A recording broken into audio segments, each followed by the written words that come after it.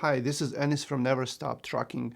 We are talking about whether trucking business is a waste of time or not. I watched this video online and I'm gonna be showing it for a little bit here. The main idea of this video is this guy's interviewing someone else, and I think he's interviewing entrepreneurs usually, and then this guy's from trucking and he keeps saying that this trucking business is a waste of time. Well, maybe for some people, but if you know what you're doing, then definitely it's not a waste of time. And then I read through the comments as well, and most people have been saying that it's not waste of time.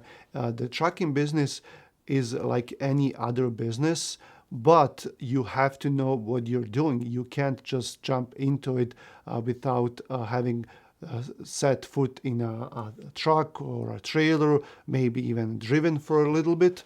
I see a lot of YouTube channels, and I see some channels that teach about dispatching, and I see some channels that teach about trucking. They don't actually have any experience with trucks at all. They only have business side of experience, and people can succeed like that.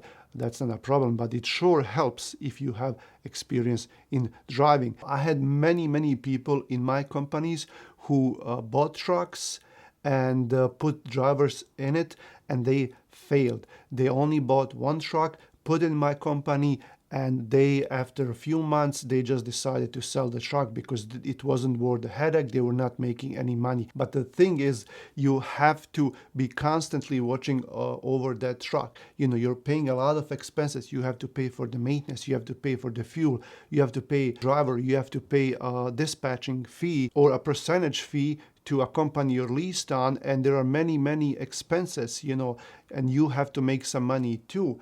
Now, if you want to make money, you have to always be watching over that truck. You have to be trying to find the best mechanic possible that's going to give you the best deals. You have to try to find the best driver.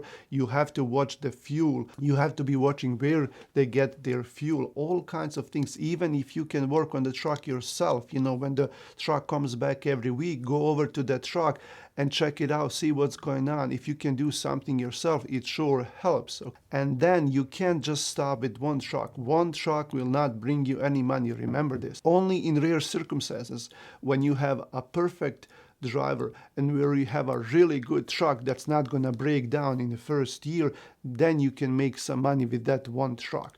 But remember, most of the times one truck will not bring you any money. One truck is just a way to start. You have to have more trucks. You have to have 2, 3, 5 trucks in order to make some money, because some of these trucks are going to be sitting. Some of these trucks are going to be underperforming, and you may be looking for a driver at all times for 1 or 2 trucks. So you have to have more trucks. With one truck, these people, they get into trucking, they think they're gonna make all this money, and then after 5-6 months, they only see headaches, they don't see any profit, and they just quit, okay? And then they say, well, this is bad business. Even so, if you're in this business and you have more than one truck, you have 5 trucks, and still business is not doing well, then it might be you. Of course, nowadays we have these bad market rates. That's different, but also you should be able to manage to survive. But even in normal times or good times, if it's not working, then you're doing something wrong. In every business, but now I'm just talking about trucking, you have to be constantly watching everything. You gotta watch your dispatchers, or if you are doing your loads, if you're booking loads, you have to see what kind of loads you're booking. Do they make any sense? Are they the best loads that are available out there? You have to be watching over your drivers. Are they being on time? Are they being late? Are they using too much fuel? Maybe they're driving fast, maybe they keep idling. Where are they getting their fuel? With the mechanics, you have to watch the mechanic. What are they doing? Are they putting good parts into your trucks? Are they giving you best deals possible? Do you have to constantly keep returning to those mechanics? You have to be watching your payments. Like, can you pay out a truck before its due date? You have to be out and looking for new trucks constantly. If you want to expand, you always have to be looking for new trucks, new trailers, new drivers, new connections, new brokers, maybe shippers, direct shippers, new dispatchers, salesmen, someone who's going to bring you more. You always have to be active. You can't, if you sit back and try to enjoy it, at least in the beginning, it's not going to work.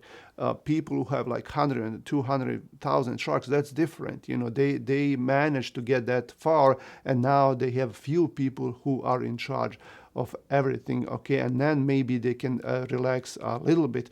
But if you are right there at 10, 20, 50 trucks, there is no time to rest, there is no time to relax. So that might be the problem with some of the people that are failing. Let me know in the comments, what do you think about this? Like, people give up and then they claim that this job or this industry is not worth being in. This is Ennis from Never Stop Trucker. Remember, we can dispatch you if you need a dispatcher. We can find you good loads, even in these market rates. I'll see you guys around.